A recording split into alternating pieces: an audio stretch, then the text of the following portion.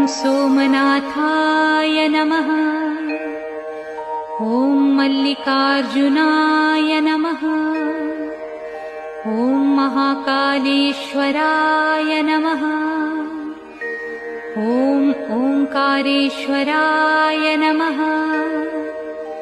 ॐ वैद्यनाथाय नमः।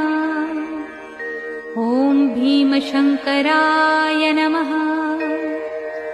ॐ रामेश्वराय नमः।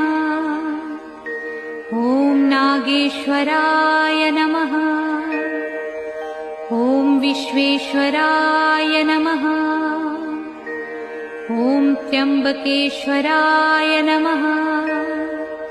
ॐ केदारेश्वराय नमः। ॐ भुस्मेश्वराय नमः।